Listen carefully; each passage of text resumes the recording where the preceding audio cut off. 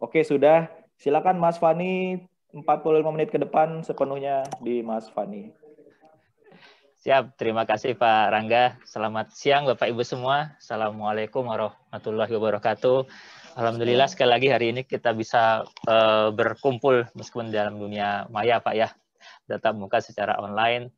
Tapi dari seluruh Indonesia ini ya hadir di sini, ini merupakan sebuah tempat yang bagus lah untuk kita sama-sama saling berbagi, saling sharing informasi terkait dengan. Nah, untuk hari ini kita bicara tentang pekerjaan desain and build ya. Kalau di di prakteknya lebih dikenal dengan istilah design and build ya, pekerjaan terintegrasi rancang dan bangun kalau kemudian diterjemahkan ke dalam bahasa Indonesia. Nah, hari ini kami coba share ya terkait dengan bagaimana design and build ini. Tapi Pak Rangga, mohon maaf ini, sebenarnya kalau saya terkait dengan DB ini lebih kepada arah kebijakan dan pelaksanaan pemilihannya. Kalau pelaksanaan kontraknya, saya jujur aja angkat tangan Pak, karena belum mendalami terkait dengan kontraknya. Jadi di kami ada dua subdit Bapak Ibu semua.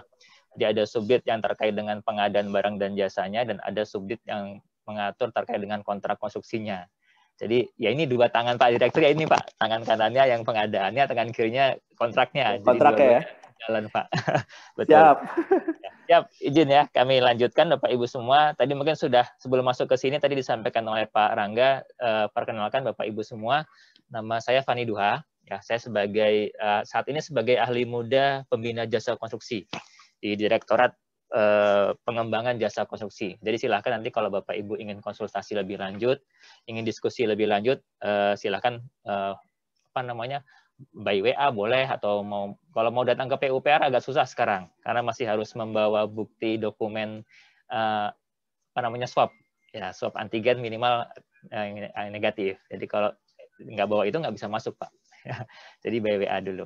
Nah, langsung masuk aja Bapak Ibu semua. Tadi sempat disinggung oleh Pak Rangga soal regulasi dari Permen DB terkait dengan pekerjaan DB ini.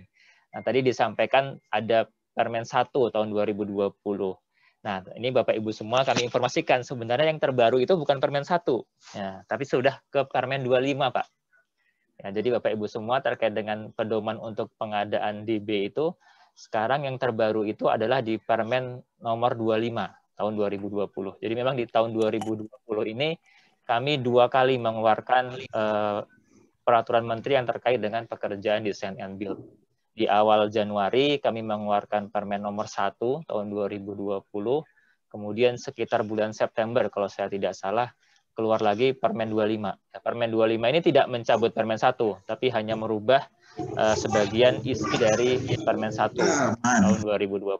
Jadi sekarang Bapak Ibu semua, kalau rujukan terakhirnya gunakan Permen PU 25 ya, Permen PU 25 tahun 2020. Oke, kami lanjutkan. Kemudian, saya coba masuk ke dalam yang tahap pertama dulu ya, untuk kita sama-sama memahami seperti apa nih pekerjaan design and build ya. Saya sebut dengan design and build saja ya, karena kalau terintegrasi rancang dan bangun agak panjang memang dirinya. Sebenarnya kalau bicara terintegrasi, Bapak Ibu semua mungkin sebelum masuk ke sini, di dalam Undang-Undang Jasa Konstruksi sebenarnya terintegrasi itu ada 2 jenis pekerjaan. Satu adalah pekerjaan rancang bangun yang kita kenal dengan design and build. Kemudian yang kedua itu adalah pekerjaan terintegrasi EPC, ya, Engineering, Procurement, and Construction. Jadi perekayasaan, pengadaan, dan konstruksi. 2 jenis ini sebenarnya disebut dengan pekerjaan terintegrasi. Nah, memang aturan yang ada sekarang itu kita baru bisa mengeluarkan aturan pengadaan untuk yang terintegrasi rancang dan bangun. Ya, apa bedanya nih 2 ini antara rancang dan bangun dan yang EPC tadi? Ini perbedaannya, kalau yang design and build ini Bapak Ibu semua, dia mengintegrasikan pekerjaan desain dan pekerjaan fisik sehingga nanti bangunan itu sudah terbangun fisiknya, tetapi belum operasional ya, belum siap operasional karena mungkin harus dilengkapi lagi dengan misalkan bangun rumah sakit lah. Yang pekerjaan desain and build ini baru hanya sekedar menyelesaikan desainnya, kemudian melaksanakan fisiknya, tapi isinya belum ada, masih kosong nih. Ya, belum ada bednya, belum ada alat-alat laboratoriumnya, sehingga ketika diserah terimakan kepada pengguna jasa, pengguna jasa masih harus melaksanakan pengadaan untuk mendatangkan tadi bed-bed tadi, ya alat laboratorium dan sebagainya. Nah, kalau di EPC itu sudah lengkap. Ya, ini kalau di luar negeri biasanya kita kenal dengan istilah turnkey, ya putar kunci. Jadi ketika pengguna jasa menerima hasil pekerjaan dari kontraktor terintegrasi, ya ibaratnya dia naik mobil tinggal putar kunci aja, sudah langsung hidup mobilnya, sudah bisa langsung jalan. Jadi tadi bangun desain rumah sakit sudah selesai, kemudian dibangun fisiknya sudah selesai, kemudian juga isinya sudah lengkap. Sudah ada bednya, ya, sudah ada alat laboratoriumnya, sudah ada oksigennya dan sebagainya, sehingga ketika diserah terimakan kepada pengguna jasa benar-benar sudah siap untuk langsung digunakan. Nah ini yang belum kita atur lebih lanjut di dalam aturan-aturan turunan. Baru ada terintegrasi yang rancang dan bangun saja, design and build. Jadi hanya sekedar mengintegrasikan ini berarti kita menggabungkan antara pekerjaan desain dengan pekerjaan fisiknya, ya. Itu Bapak Ibu semua terkait dengan perencanaan desain and build ini. Nah, saya langsung masuk ke yang pertama Bapak Ibu semua. Jadi kalau kita bicara tentang desain and build, ini konsep umumnya dulu ya. Ketika kita bicara bagaimana penyelenggaraan konstruksi itu, kita kan bicara siklus proyek ya, siklus proyek konstruksi, siklus proyek dari konstruksi, di mana pasti ada namanya tahapan identifikasi kebutuhan ya. Tahapan perencanaan pengadaan lah kalau kita bicara di Perpres 16 ya. Kemudian dari sana kita melakukan identifikasi kebutuhan, muncullah yang namanya biayanya berapa ya, penganggaran. Kita menghitung kebutuhan anggaran berapa, kemudian kita merencanakan dari mana sumber dananya, kemudian kita menetapkan ya dalam RKKL, dalam DIPA atau DPA. Muncul pembiayaannya. Nah, kemudian ada tahapan selanjutnya adalah tahapan pekerjaan desain ya. Desain ini artinya kita melaksanakan penyusunan atau pembuatan untuk desain bangunannya seperti apa nantinya. Ya, detail desainnya, kemudian dari sana lahir spesifikasi teknisnya seperti apa. Ya, itu pembuatan desainnya. Kemudian setelah desainnya jadi baru dilaksanakan fisiknya, konstruksinya. Fisik konstruksi, kemudian ada tahapan setelah jadi bangunan fisiknya, maka kemudian dilakukan tahapan operasi dan pemeliharaan. Jadi pengguna jasa sudah menerima fisiknya, ya tentu dia akan mengoperasikannya. Kan kita tidak mungkin membangun suatu bangunan hanya untuk dibiarkan mangkrak, kan tidak seperti itu kan. Apalagi kalau dalam sisi pemerintah, di mana kita diwajibkan untuk membangun bangunan yang memang ada manfaatnya kepada masyarakat. Jadi dilakukan operasi, tentu juga tidak lupa dilakukan pemeliharaan, kemudian masuk ke pemeliharaan kembali dan perbaikan. Nah, untuk kita bicara konsep design and build ini, Bapak Ibu, kita bicara yang tengah ini nih, ya, pada tahapan project scope, ya, cakupan proyek. Jadi kalau metode konvensional yang kita selama ini sering gunakan adalah kita akan meng-hire dulu nih konsultan desain. Kita mencari konsultan desain untuk dia menyiapkan dulu detail desainnya kan ya. Jadi mengerjakan pekerjaan desain. Nah, ketika pekerjaan desain ini kemudian kita baru menenderkan lagi ya untuk mencari kontraktor yang nantinya akan melaksanakan pekerjaan fisiknya. Nah, ini yang kita sebut dengan metode konvensional ya atau metode tradisional. Istilahnya seperti itu. Nah, sekarang dengan konsep terintegrasi ini berarti kita menggabungkan, Pak, menggabungkan dua pekerjaan, yaitu pekerjaan desain dan pekerjaan konstruksi ini kepada satu penyedia. Jadi untuk dikerjakan oleh satu penyedia. Nah, ini yang disebut dengan design and build. Kalau yang konvensional tadi disebut dengan DBB, Pak. DBB.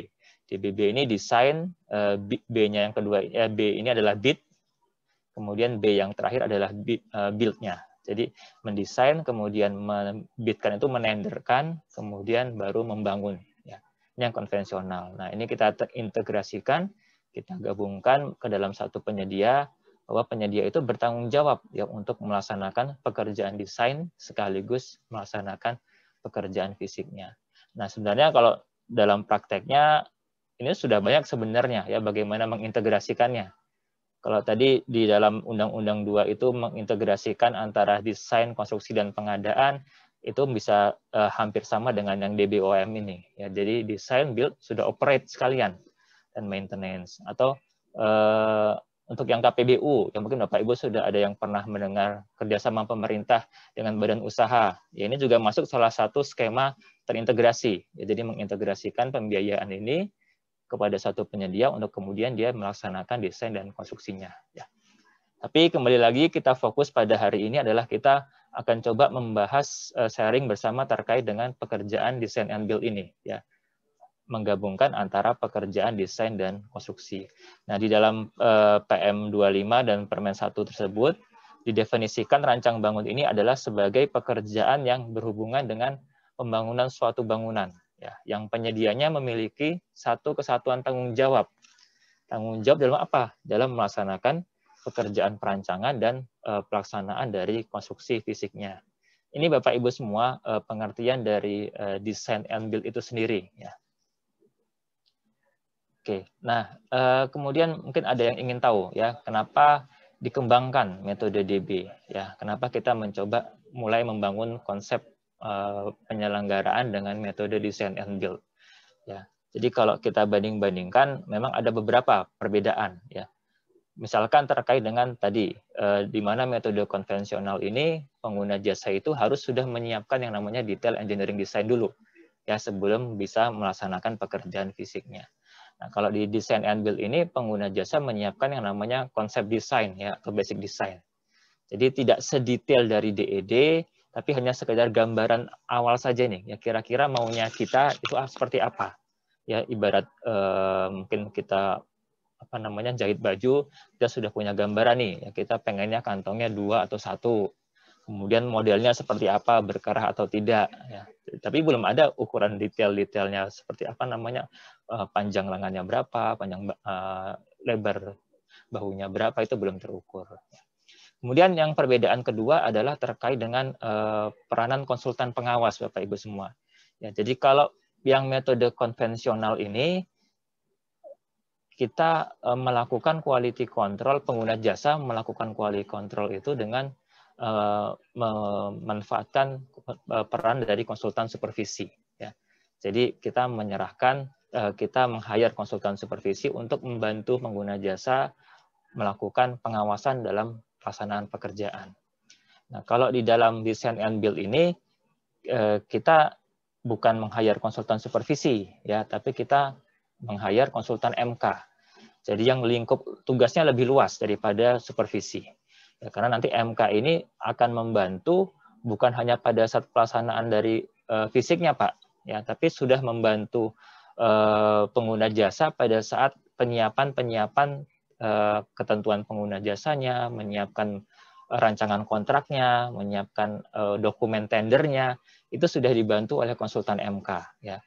Jadi MK nanti bekerja mulai dari tahap persiapan pengadaan, kemudian persiapan pemilihan sampai dengan pelaksanaan fisiknya, yaitu semua dijamin oleh konsultan MK. Jadi kita tidak perlu lagi meng-hire konsultan supervisi di situ ya untuk pekerjaan design and build.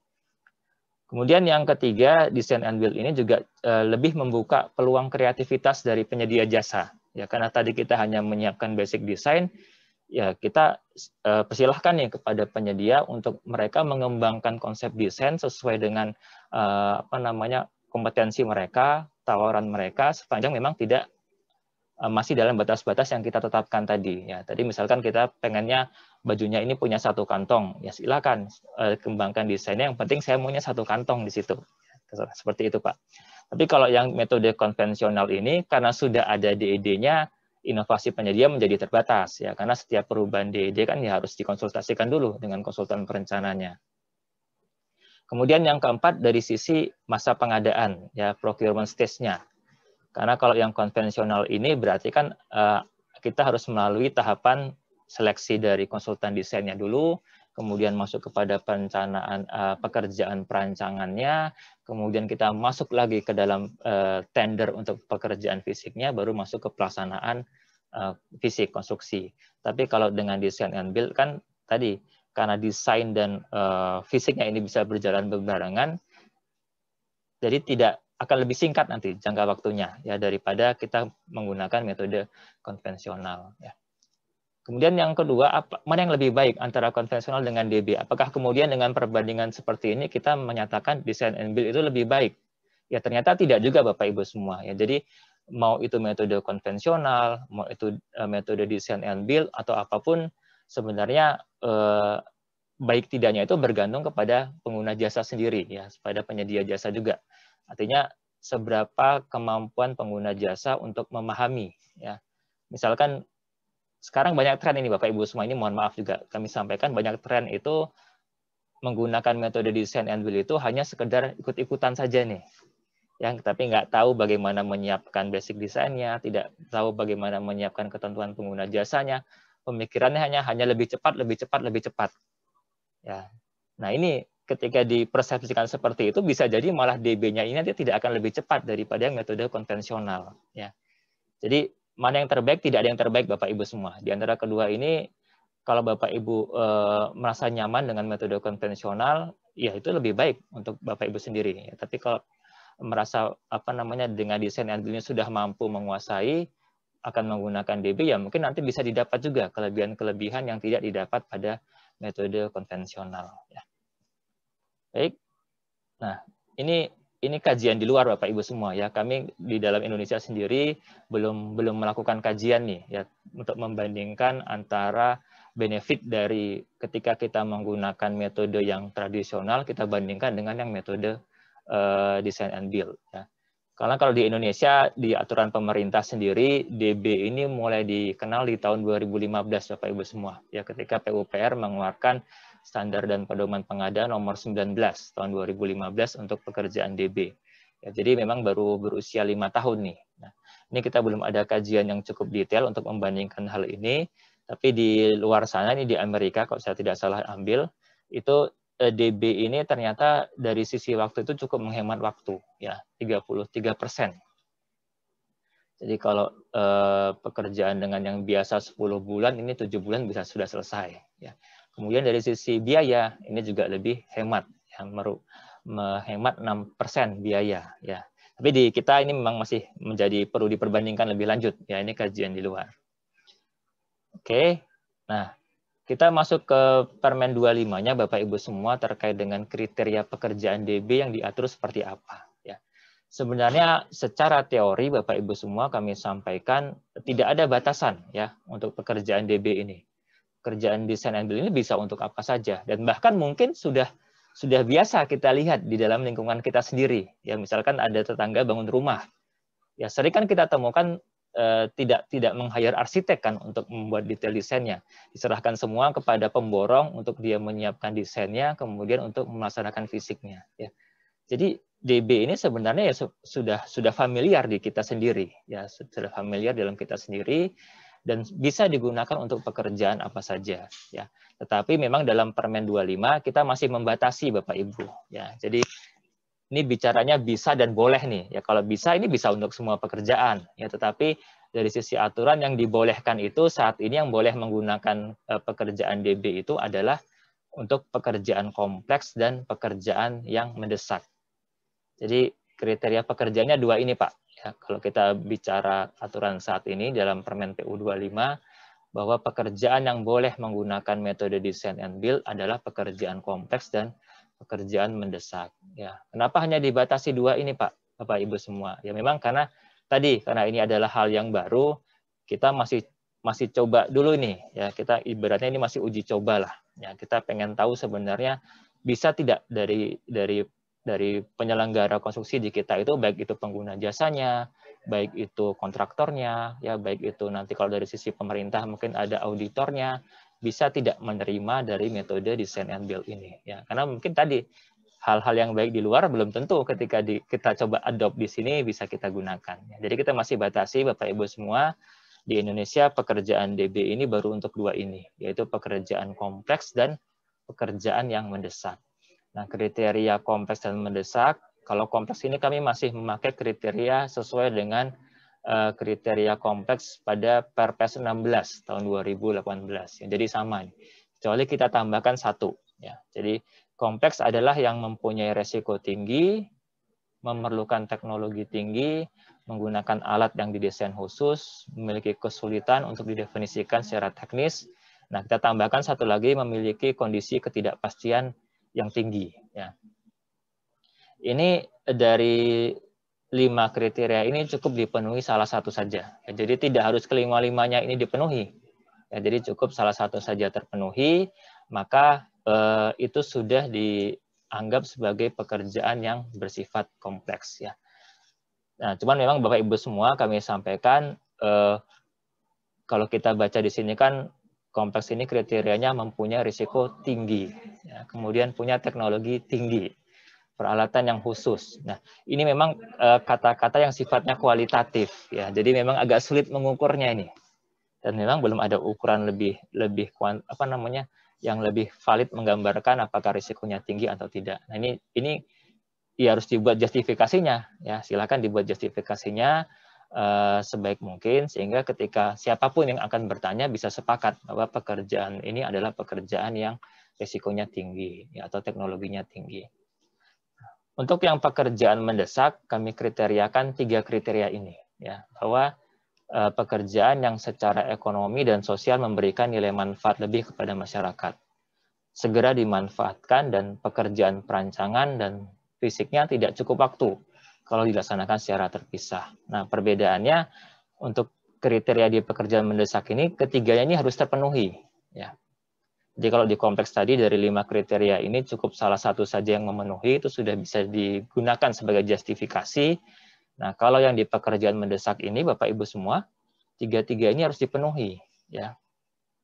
Misalkan saat ini dalam kondisi pandemi, ya kita dikejar waktu misalkan untuk bisa membangun rumah sakit yang bisa menyediakan menambah kapasitas untuk ICU-nya, ya, ruang rawat COVID-nya. Nah, itu silakan, itu bisa digunakan sebagai justifikasi, karena secara ekonomi dan sosial tentu akan memberikan nilai manfaat lebih nih. Karena kalau tidak kita tambah kapasitas rumah sakit, ya nanti pasti tidak terlayani nih masyarakat. Ya, itu contohnya. Kemudian segera dimanfaatkan, ya. Karena memang kita berkejar-kejaran dengan waktu ini. Semakin lama semakin banyak orang yang harus dirawat. Nah, kita memang hanya punya waktu sedikit, ya, untuk bisa segera membangun. Kemudian kalau dilaksanakan dengan terpisah, maksudnya ini dengan metode yang tradisional tadi, Bapak Ibu semua.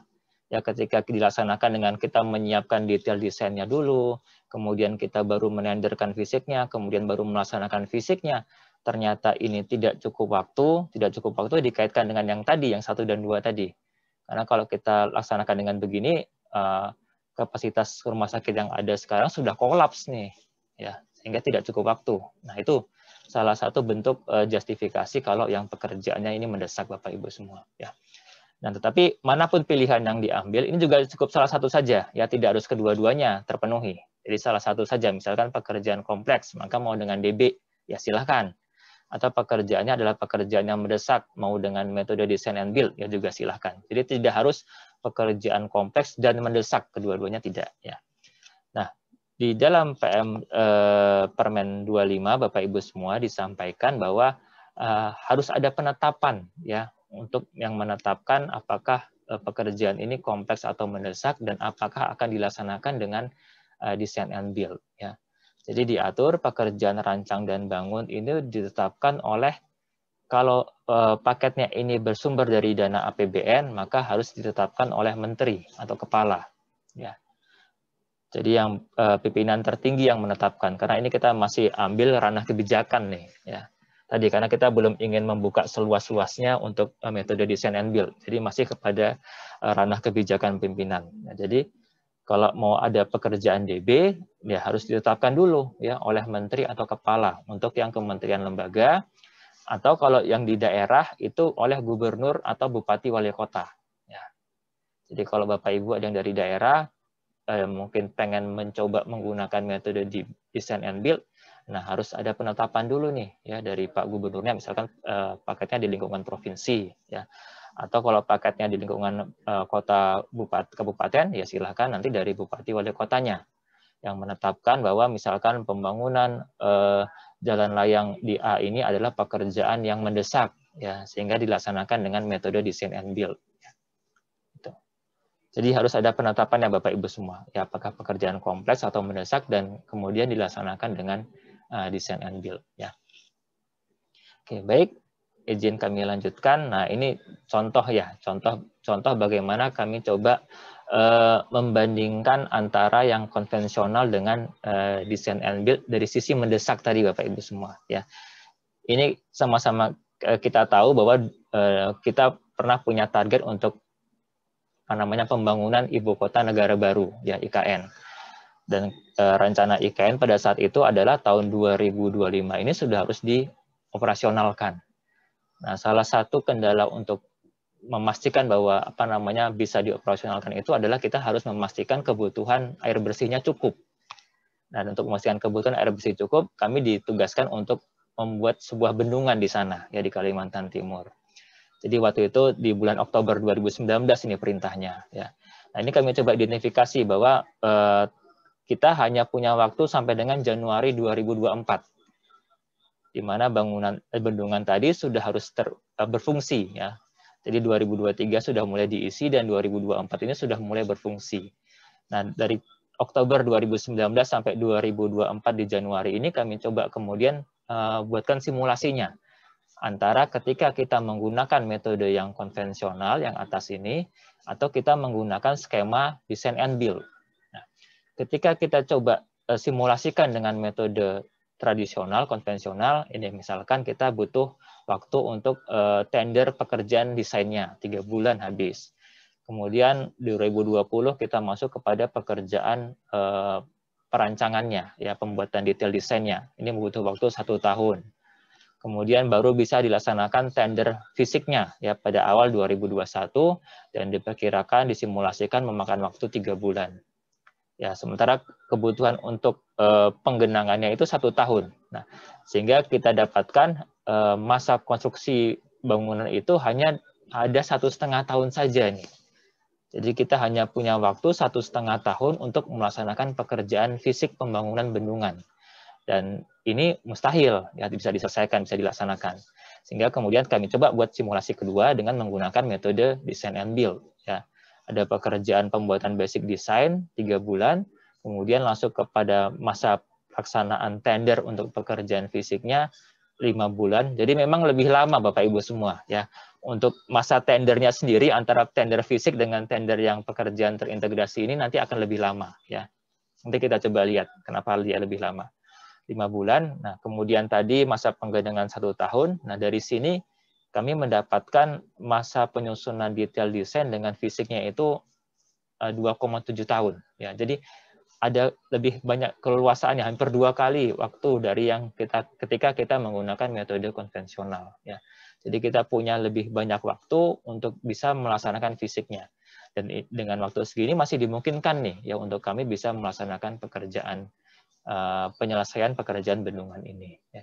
Ini contoh Bapak Ibu semua bagaimana kita mendefinisikan mendesak tadi, ya mendesak itu. Baik, kami lanjutkan. Kemudian, nah ini mungkin yang kami ingin sampaikan Bapak Ibu semua, karena tadi kami sering dengar ya ada banyak entah itu kementerian, lembaga atau perangkat daerah yang seolah-olah berlomba-lomba ini ya untuk pakai pekerjaan design and build. Karena tadi statusnya lebih cepat ya. Jadi yang dipikir itu pokoknya DB ini pasti lebih cepat ya. Ternyata tidak juga Bapak Ibu semua ya. Jadi jangan sampai design build ini digunakan untuk pekerjaan yang terlambat perencanaannya ya, karena terlambat perencanaannya sementara targetnya tadi di akhir sudah mengikat, kemudian baru berpikir ini kita pakai cara lain lah, kalau konvensional nggak bisa nih, ambil alternatif pakai design and build misalkan. Nah, ini yang nggak pas ya. Karena berarti kan awalnya itu tidak direncanakan untuk design and build kan, tapi untuk konvensional ya. Apalagi untuk pekerjaan yang belum direncanakan sebelumnya ya, terburu-buru nanti Pak ya. Jadi kalau terburu-buru menyiapkan pekerjaan ya itu sudah pasti ada aja yang kurang ya, entah itu kurang di A-nya, kurang di B-nya, kurang di kontraknya, ya, kurang di tendernya dan sebagainya. Ujung-ujungnya nanti akan menimbulkan permasalahan di kemudian hari. Ya. Oke, baik. Kami lanjutkan. Nah, oke, tadi kita sudah bicara kriteria dari pekerjaan design and build-nya. Nah, bagaimana dengan persyaratan pekerjaan DB-nya, Bapak Ibu semua? Ya. Jadi ada 3 prasyarat untuk bisa melaksanakan pekerjaan DB. Ya, jadi tadi ini tahapannya adalah tadi sudah ditetapkan pekerjaannya ini adalah pekerjaan DB, yang sudah ada penetapan dari pimpinan bahwa oke, ini pekerjaan ini kita laksanakan dengan metode design and build.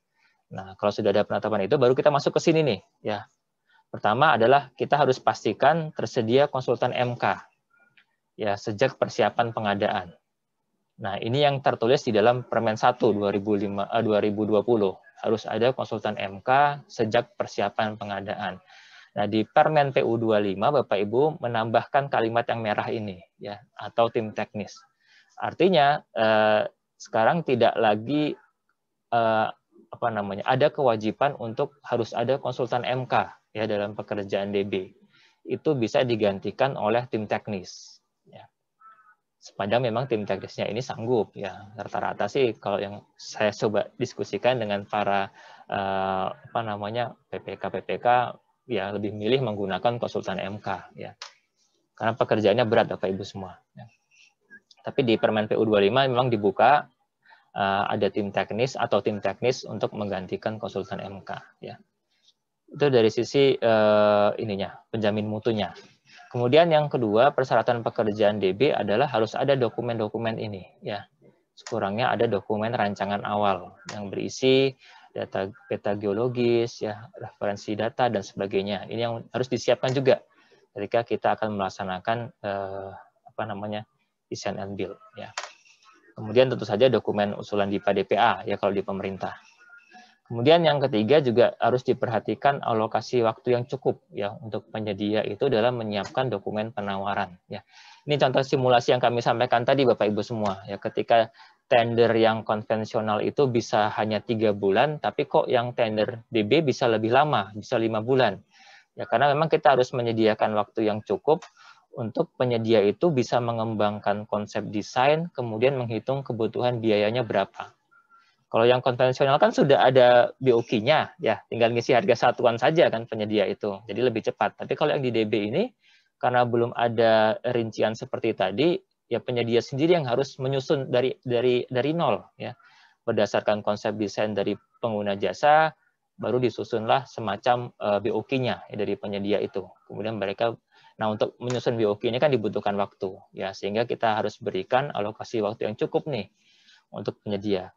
Memang tidak diatur Bapak Ibu batasan minimalnya berapa, ya, tapi best practice-nya sih kalau kita mengacu ke pelaksanaan DB di luar negeri, biasanya sekurang-kurangnya 45 hari kerja, ya, sekitar 3 bulan ya berarti ya, 2 bulan 3 bulan untuk mereka menyiapkan dokumen penawaran, gitu. Tapi kita tidak atur di sini, ya mungkin bisa jadi karena pekerjaannya sebenarnya pekerjaan yang tidak kompleks, tapi karena mendesak saja, sehingga sebenarnya pekerjaan sederhana sih ini. Ya sudah sering dilakukan lah, sudah gampang kita menyiapkan perkiraan biayanya, ya sehingga tidak perlu diatur harus 45 hari, karena nanti jadi kelamaan juga. Oke, baik. Lanjutkan. Nah, ini Bapak Ibu semua perubahan pada Permen 25 2020 ya yang merubah Permen 1. Jadi tidak menyebut Permen 1 sekali lagi ya, tapi ini mengubah sebagian isi dari Permen PU 25 ya. Poin perubahannya sebenarnya memang hanya pada ini Pak ya, pada Bapak Ibu semua. Hanya pada tadi pembagian peran antara konsultan MK dengan tim teknis ya. Jadi kalau dulu di PM1 ini kita mewajibkan ada konsultan MK dari tahapan persiapan pengadaan sampai dengan serah terima. Nah, kalau sekarang dengan diatur di Permen 25 ini kita tambahkan 2 alternatif ya. Alternatif pertama adalah pilihan kedua ini, ya full menggunakan tim teknis dari awal sampai akhir. Ya, jadi benar-benar tidak ada konsultan MK nih. Tim teknis yang akan membantu PPK menyiapkan ketentuan pengguna jasa. Ya, tim teknis yang akan membantu menyiapkan dokumen tender. Ya. Sampai kemudian tim teknis ini yang akan membantu pengguna jasa melaksanakan pengendalian pekerjaan pada saat pelaksanaan fisiknya. Atau bisa dikombin ya. Ada tim teknis dulu, karena mungkin tidak cukup waktu ini kalau mau hire konsultan MK kan tadi tetap ada tahapan lelang ya, ada tahapan seleksinya. Mungkin waktunya panjang nih, ya sudah kita pakai tim teknis dulu lah untuk membantu PPK menyiapkan dokumen-dokumen persiapan tadi, bentuk tim teknis ya.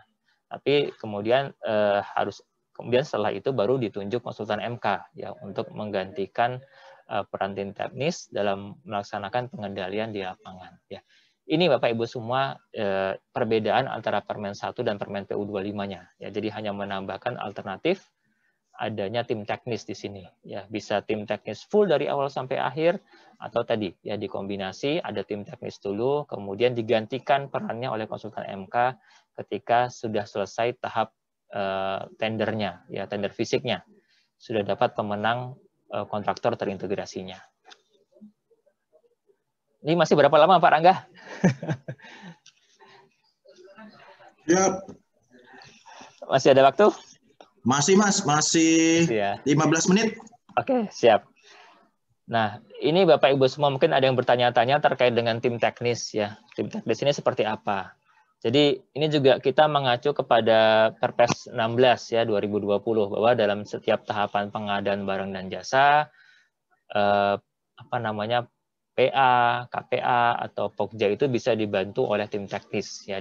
Dasarnya dari sana. Nah, kemudian kita rumuskan dalam PM 25 2020 ini bahwa ya silakan kalau mau dibentuk tim teknis, silakan dibentuk oleh PA atau KPA-nya. Nah, mengenai siapa isi tim teknis itu, kemudian kompetensinya bagaimana, itu tidak diatur. Ya, itu silakan dari kebijakan dari pimpinan sendiri. Ya, kebijakan yang menugaskan sendiri ya, dari PA KPA-nya. Tentu ya memang harus dipilih orang-orang yang menguasai pekerjaan di lapangan. Ya, karena kalau tidak asal milih ya nanti pasti berakibat pekerjaan di lapangan, pekerjaan DB-nya nanti menjadi tidak baik pelaksanaannya. Ya. Tidak diatur kompetensinya, silakan disesuaikan ya sesuai dengan kebutuhan. Berapa orangnya, berapa jumlahnya juga tidak diatur, silakan ya. Itu isi dari tim teknis. Nah, kemudian di dalam Permen 25 juga diatur Bapak Ibu semua ketika menggunakan tim teknis. Tadi kan kami sampaikan bahwa konsultan MK atau tim teknis itu harus ada sejak tahapan persiapan pengadaan. Jadi kalau kita bicara Perpres kan ada tahapan-tahapan pengadaan barang dan jasa ya Bapak Ibu semua ya.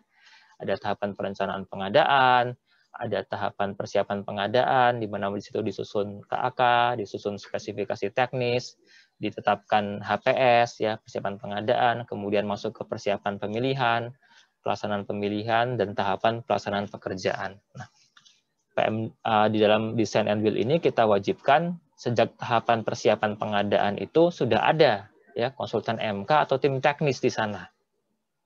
Ya. Nah, tugas dari konsultan MK dan tim teknis pada tahapan persiapan pengadaan ini kurang-kurangnya ada 3 Bapak Ibu semua. Ya. Satu adalah membantu untuk menyusun ketentuan pengguna jasa. Ya. Apa itu ketentuan pengguna jasa? Ini semacam spesifikasi teknisnya, ya spesifikasi teknis pekerjaan. Jadi kalau di pekerjaan fisik kan kita mengenal ada spesifikasi teknis ya. Nah ini KPJ ini ketentuan pengguna jasa itu seperti itu, ya isinya seperti spesifikasi teknis lah. Atau semacam kerangka acuan kerjanya. Jadi di situ ada lingkup pekerjaan, batasan-batasan desainnya seperti apa, ya konsep desainnya masuk ke dalam situ. Nah, itulah yang harus dibantu disiapkan oleh konsultan MK atau tim teknis. Ya. Kemudian yang kedua, pada tahapan persiapan pengadaan ini, tim teknis ini atau konsultan MK itu akan membantu untuk melakukan review terhadap pagu anggaran yang kita sudah masukkan dalam JIPA atau DPA. Ya. Misalkan ada pekerjaan jembatan, sudah kita masukkan nilai kebutuhan biayanya atau RAB-nya dalam DIPA atau DPA itu adalah 40 miliar. Ya. Nah, ini nanti kita minta tim teknis atau konsultan MK itu untuk mereview kembali, ya apakah benar nih angka segini itu wajar atau tidak 40 miliar ini. Kenapa harus dilakukan seperti ini? Karena untuk pekerjaan desain and build ini kan tadi kita belum ada detail desainnya. Ya. Jadi angka 40 miliar yang kita dapatkan itu kan masih kira-kira ini, masih konseptual sifatnya. Ya. Beda dengan yang pekerjaan konvensional, karena sudah ada detail desainnya, kita sudah bisa dalam tanda kutip memastikan bahwa nilai proyeknya nanti akan adalah 40 miliar, ada dasarnya. Ya, ada dasarnya kita menetapkan itu di dalam DIPA atau DPA. Tapi kalau desain and build ini kan tadi baru ada basic design, ya belum ada rincian BOQ-nya. Sering ditanyakan oleh pemeriksa, ini dianggarkan 40 miliar asalnya dari mana? Ya. Kan belum ada detail desainnya, belum ada spesifikasi teknisnya, belum ada rincian BOQ-nya, kok bisa dapat angka 40 miliar. Nah, untuk menjustifikasi kebenaran 40 miliar inilah kemudian kita tugaskan tim teknis atau konsultan MK itu untuk melakukan review. Ya.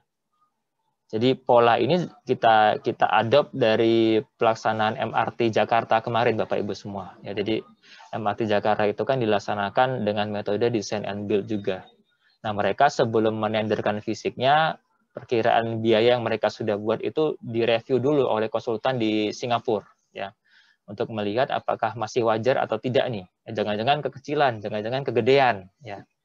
Jadi bisa jadi nilai nanti yang ditenderkan untuk fisik itu tidak sama dengan nilai yang dianggarkan. Tadi misalkan dianggarkan 40 miliar. Setelah direview oleh konsultan MK-nya atau tim teknisnya, ternyata ini cukup 30 miliar saja nih. Ya, 30 miliar itu yang kemudian menjadi batasan tertinggi pada saat tender. Atau kalau ternyata setelah direview oleh tim teknis, ternyata butuhnya 50 miliar. Ya berarti nggak bisa Bapak Ibu tenderkan nih TB-nya. Ya harus dicari alternatif lain. Atau membuat batasan desain lain yang memungkinkan pekerjaan ini bisa diselesaikan dengan nilai 40 miliar. Ya. Kemudian yang ketiga, dokumen yang harus dibantu oleh tim teknis atau konsultan MK ini, ya tadi satu adalah ketentuan pengguna jasa, kemudian yang kedua adalah review pagu anggarannya, nah yang ketiga adalah membantu menyusun rancangan kontrak. Ya. Jadi meskipun sudah ada template SSUK dan SSKK dalam Permen PU 25 2020 ini, ya tentu SSKK-nya sudah harus diisi dari awal, ya, jadi jangan kosong. Nah itu yang mungkin dibantu oleh tim teknis atau konsultan MK untuk mengisi konsep dari SSKK-nya. Ya. Nah 3 dokumen ini Bapak Ibu semua sebelum ditenderkan itu harus dapat persetujuan dulu, ya dari kalau paketnya di kementerian lembaga harus ada persetujuan dari pejabat pimpinan tinggi pratama, ya, yang membidangi perencanaan teknis ini eselon 2 lah kalau di kami itu. Ya. Sementara kalau untuk yang di daerah harus ada persetujuan dari eselon 2 ya ini ya, pratama ya, pada pemerintah daerah yang membidangi jasa konstruksi dan diketahui oleh sekretaris daerah. Ya. Jadi mungkin dari kepala dinasnya menyetujui tadi hasil review pagu anggarannya sekian, menyetujui ketentuan pengguna jasanya adalah seperti ini, ya dari kepala dinas PU-nya misalkan, dan itu harus diketahui juga ya oleh sekretaris daerah. Ini untuk pengendalian tadi Bapak Ibu semua untuk menjaga agar tidak asal menggunakan design and build nih ya. Jadi kita coba meminta banyak pengawasan di sini, banyak pengendalian dari pimpinan-pimpinan untuk bisa mengendalikan penggunaan dari design and build ini ya. Nah, tugas konsultan MK atau tim teknis itu secara umum seperti ini Pak ya, melaksanakan penjaminan mutu mulai dari tahapan persiapan pengadaan sampai dengan serah terima akhir pekerjaan ya. Kemudian yang kedua Bapak Ibu membantu PPK dan Pokja ya dalam persiapan pengadaan, pemilihan penyedia jasa ya. Dalam persiapan pengadaan ini misalkan membantu menyusun kriteria evaluasi ya, karena nanti tendernya ini pakai sistem nilai atau harga terendah ambang batas. Nah, nanti MK atau tim teknis ini membantu merumuskan nih ya, misalkan terkait dengan persyaratan peralatan. Penilaiannya seperti apa peralatan ini ya, kemudian nilai ambang batasnya berapa. Nah, itu bisa dibantu disusun oleh tim teknis dan MK ya. Kemudian membantu pada saat pemilihan penyedia jasa ya. Tentu saja dengan tetap memperhatikan kerahasiaan proses ya. Kemudian yang ketiga dalam pelaksanaan pekerjaan itu membantu pengguna jasa dalam melakukan persetujuan ya atau penolakan perubahan kontrak. Kemudian yang keempat melakukan verifikasi atas tagihan pembayaran. Kelima membantu menghitung nilai perolehan aset BUMN. Dan yang keenam membantu pengguna jasa ketika dilakukan audit. Ya, jadi setelah serah terima pun sebenarnya masih ada tanggung jawab MK nih. Ya kalau nggak ada MK berarti ini tanggung jawabnya tim teknis nih, ya untuk membantu menyiapkan dokumen-dokumen yang dibutuhkan untuk proses audit. Ya. Baik, Bapak Ibu semua, nah ini mungkin saya lanjutkan terkait dengan persiapan pengadaan. Masih ada waktu, Pak?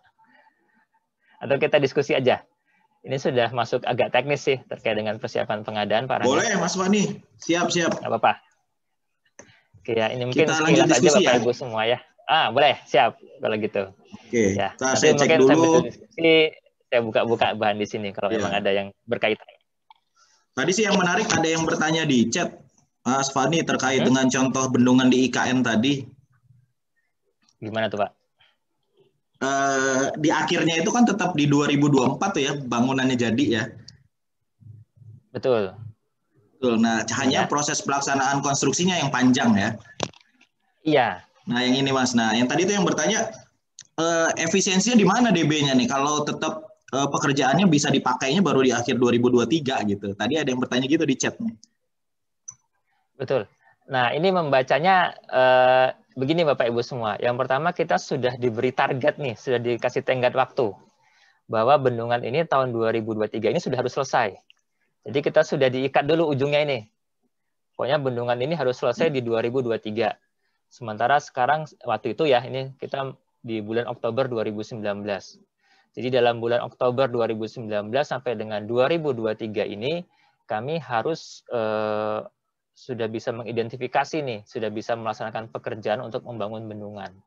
Nah, ketika kita simulasikan dengan cara konvensional, ternyata sisa waktu untuk melaksanakan fisiknya ini hanya 1,5 tahun. Ini sisa waktu untuk fisik nih, Bapak Ibu semua.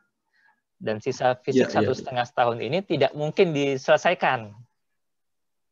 Jadi bangunan ini nggak akan selesai, Pak. Bendungan ini tidak akan selesai dengan waktu 1,5 tahun nih. Jadi sebenarnya di sini kita coba membandingkan aja nih masa fisiknya. Jadi kalau kita benar-benar mengikuti masa pelaksanaan fisiknya, ya ini tidak bisa 1,5 tahun nih. Pasti mundur, Pak, ini. Siap. Bisa Oh, 2,5 bacanya tahun. dari belakang ya Mas Fani ya? Betul. Jadi di sini kita ingin membandingkan ketika konvensional ternyata kita cuma punya waktu 1,5 tahun untuk melaksanakan fisiknya. Sementara kalau kita pakai design and build, kita punya waktu yang lebih panjang, 2,7 tahun nih, untuk bisa melaksanakan fisiknya. Dan ini masih dimungkinkan untuk kita bisa menyelesaikan pekerjaan bendungan. Kalau yang di atas ini kan 1,5 tahun, itu kita nggak mungkin. Angkat tangan, Pak. Disuruh presiden untuk menyelesaikan bendungan 1,5 tahun, angkat tangan. Gitu, kecuali Pak, yang mengerjakan Bandung Bondowoso ya, Mas Fani ya? Mungkin kita harus panggil itu, Pak. Satu malam bisa selesai, Pak. Itu tadi dari Pak betul. Maulana yang bertanya. Jadi cara bacanya demikian, Pak, dari contohnya. Iya. Ada satu lagi, Mas Fani, di chat dari Pak Suntani. Boleh melewati tahun anggaran tidak kalau DB ini? Kalau masalah tahun anggaran, Pak, boleh, Pak, tidak masalah ya. Bahkan di kami cenderung ini digunakan untuk yang multi years. Malah tidak ada. Saya pastikan tidak ada paket-paket di PUPR yang menggunakan design and build itu yang single years. Karena tadi, Pak, masa penyiapan ini sebenarnya agak panjang nih, Pak. Ya, Bapak harus menyiapkan basic design 3 bulan nih. Ya, kemudian ada pekerjaan untuk tendernya sendiri 5 bulan. Kan sudah habis 8 bulan nih. Masa iya kita melaksanakan pekerjaan fisik 4 bulan nih, ya. Karena padahal tadi kriteria pekerjaannya kompleks atau mendesak ya, yang biasanya itu pekerjaan-pekerjaan besar sih, Pak. Nah, kalau di PUPR Bapak Ibu semua yang biasa menggunakan pekerjaan DB ini sih sebenarnya sudah ada contoh di jalan, sudah ada pembangunan jalan layang, kemudian jalan layang, kemudian kalau di bendungan itu malah belum ada bendungan, belum pernah nyoba dengan desain and build karena belum berani untuk pakai DB karena tadi belum ada detail desainnya. Takutnya terlalu banyak variasinya nanti pada saat pelaksanaan pekerjaan. Kalau dibangun gedung sudah agak banyak ya, misalkan terkait dengan rumah susun, ya apartemen itu sudah bisa menggunakan yang desain and build ini. Baik. Demikian Pak Rangga. Siap, terima kasih Mas Fani. Poin pentingnya yang tadi Mas Fani sampaikan di slide ke-9 Bapak Ibu ya. Jadi design and build ini bisa untuk percepatan pembangunan, tapi bukan untuk pekerjaan yang terlambat perencanaannya. Iya. Apalagi untuk pekerjaan yang belum direncanakan sebelumnya. Jangan-jangan takutnya ini nanti dijadikan exit kedua setelah tender cepat, Mas. Betul, itu. Desain and biasanya gini juga Pak, tujuannya ya. Biasanya kan kadang-kadang nih ya, ini mohon maaf juga, biasanya di daerah nih, di tengah tahun tiba-tiba dapat dana dana alokasi khusus misalkan, yang harus diselesaikan dalam waktu 6 bulan. Wah ini kalau kita pakai konvensional nggak bisa Pak, kita pakai DB boleh nggak? Nah ini yang agak nggak pas nih, karena penggunaan DB ini justru diarahkan tadi untuk menyelesaikan untuk penyerapan anggaran. Ini nggak pas. Padahal kan tadi untuk pekerjaan yang kompleks atau yang memang mendesak dari sisi manfaat. Bukan untuk mendesak menghabiskan anggaran nih. Gitu, baik Mas Wani, saya lanjut, mohon izin, ini sudah ada 2 orang yang raise hand. Silakan Bapak Ibu ya bertanya langsung. Yang pertama kepada Pak Suparno. Silakan Pak Suparno. Mas Wani, oke, terima kasih. Ya, sudah di stop sharing. Biar kelihatan. Pak Suparno, silakan Pak, di unmute Pak.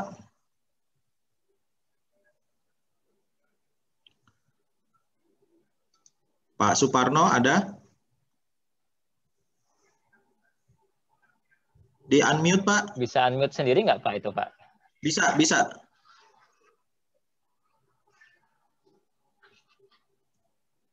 Ini saya sudah minta untuk unmute Pak Suparno, silakan diterima. Kalau belum, kita ke Mas Farid Ma'ruf dulu dari Kutai Kartanegara. Oh, Pak Suparno bisa unmute? Oh, belum. Oke, Mas Farid dulu, silakan Mas, di unmute Mas. Terima kasih Cak Rangga. Ya. Selamat sore Pak Pani. Sore Pak Farid. Pak Farid ya? Ya, benar Pak. Pak, saya ini kayak apa Pak ya? Kayak kembali ke masa lalu kalau lihat desain and build ini Pak. Seingat saya desain and build ini sudah ada di Perpres 54 tahun 2010 Pak ya? Gimana Pak? Dasar-dasarnya untuk desain and build ini sudah ada di Perpres 54 tahun 2010 Pak ya. Karena seingat saya kemarin saya kebetulan jadi staf aja dulu Pak. Staf di pembangunan rumah sakit yang waktu itu kalau tidak salah tahun 2010-2011. Waktu itu menggunakan design and build yang kalau tidak salah kemarin itu karena saya staf Pak, jadi saya tidak terlalu dalam untuk tahu itu. Waktu itu kalau tidak salah Pak mencoba mengikuti desainnya Perpustakaan Nasional mungkin Pak, kalau tidak salah. Tidak tahu apakah itu memang dikerjakan oleh kementerian sendiri atau tidak. Yang ingin saya tanyakan nih Pak, karena kemarin itu memang karena waktu itu pembangunan rumah sakit, kita waktu itu blunder itu tuh masalah penetapan dengan tingkat kompleks dan tingkat kebutuhan Pak, yang seperti Pak di slide Pak Pani tadi itu. Saya tertarik dengan dasarnya pada saat kita berbicara kompleks itu harus salah satu syaratnya memenuhi, dan jika berbicara kebutuhan mendesak harus ketiga-tiganya harus memenuhi. Itu di mana dasarnya Pak ya? Iya. Kalau boleh tahu Pak. Karena memang kemarin ya mungkin di waktu tahun 2000 kalau nggak salah 2010 2012 waktu itu pembicaraan mengenai karena kebutuhan mendesak dari rumah sakit waktu itu, dan kita menetapkan dasar alasan kenapa harus design and build itu blunder Pak. Karena waktu itu namanya kompleks, berpikirnya itu kompleks itu di sana ada bukan hanya bangunan yang waktu itu, karena secara desain waktu itu ditetapkan sekitar ada 7-8 masa dengan ketinggian hanya sekitar 5-6 lantai waktu itu. Jadi proses alasan waktu itu untuk ditetapkannya desain and build. Nah, saya ingin minta penjelasannya aja Pak terhadap persyaratan kompleksnya yang salah satunya terpenuhi ataupun kebutuhan mendesaknya yang ketiga-tiganya harus terpenuhi. Gitu Pak Pani, terima kasih. Siap, Pak. Terima kasih Mas Farid. Ini pasti jawabannya ditunggu oleh banyak peserta ini Mas Pani. Silahkan. Langsung nggak mau dikumpulin? Ya, langsung ya? Langsung. Siap. Ya, terima kasih Pak Farid. Saya juga baru tahu nih di Perpres 54 sudah ada ternyata. Saya belum baca Pak. Ya. Tapi kalau di PUPR Bapak Ibu semua, dan ini di PUPR sendiri itu baru mengeluarkan standar dokumen pengadaan untuk desain and build itu di tahun 2015 Pak. Ya, tahun 2015. Jadi Kalau sebelum itu, setahu saya memang belum ada, Pak. Mungkin kalau di Perpres 54 ada, nah aturan pelaksanaannya yang mungkin perlu dilihat dulu nih, ya. Apakah di sana diatur juga seperti di Permen PU tadi, ada kriteria pekerjaan. Ya. Kalau di Permen PU PR itu, Pak, tahun 2015 itu ada kriteria pekerjaan DB itu adalah pekerjaan kompleks. Ya. Jadi kompleks saja, tidak ada mendesaknya kalau dulu itu. Di Permen PU 19 2015 di situ diatur bahwa kriteria pekerjaan yang bisa dengan design and build itu adalah pekerjaan yang bersifat kompleks, ya. Kemudian di Permen PU itu kemudian dicabut, Pak, ya. 19 2015 itu dicabut, diganti dengan Permen PU 12 2017. Nah, 2017 itu kemudian muncul istilah mendesak, pekerjaan yang mendesak. Jadi yang bisa dengan design and build itu adalah pekerjaan yang kompleks atau pekerjaan yang mendesak. Nah, tapi dalam Permen PU 12 itu belum ada rincian kriteria mendesaknya apa. Nah, di Permen PU 1 2020 yang dengan perubahannya Permen PU 25 ini sekarang sudah dikriteriakan untuk yang pekerjaan yang mendesak, Pak. Kalau yang kriteria pekerjaan kompleks, ini tadi kami sampaikan, itu memang kami benar-benar mengacu ke kriteria kompleks yang ada di Perpres 16 2018. Ya, bahwa pekerjaan kompleks adalah pekerjaan yang resikonya tinggi, teknologinya tinggi, peralatannya khusus, ya, sebagainya itu. Nah, di dalam Permen PU 1 itu kita mengkriteriakan yang pekerjaan mendesak nih, ya, yang mendesak tadi contohnya tadi itu, Pak. Apa kriterianya 3, ya, yang dari sisi waktu mendesak, kemudian dari sisi manfaat ini memang akan memberikan manfaat kepada masyarakat, dan yang ketiga, kalau dilaksanakan dengan metode yang konvensional tidak cukup waktu, ya. Nah, itu kriteria di mendesak, Pak. Yang ingin kami sampaikan, pertama, kalau yang di pekerjaan kompleks, Pak, memang ini tidak ada ukuran. Sebenarnya dua-duanya hampir tidak ada ukuran kuantitatifnya sih, tapi lebih mudah tadi yang mendesak tadi. Kalau yang di pekerjaan kompleks ini sifatnya memang sangat kualitatif, Pak. Ya, risiko tinggi, kemudian teknologi tinggi. Ini kita, kalau ditanya, Pak, yang disebut dengan teknologi tinggi itu apa sih? Saya juga nggak bisa menjelaskan, Pak. Nggak ada dasarnya soalnya. Ya. Risiko tinggi itu apa? Nggak ada dasarnya, Pak.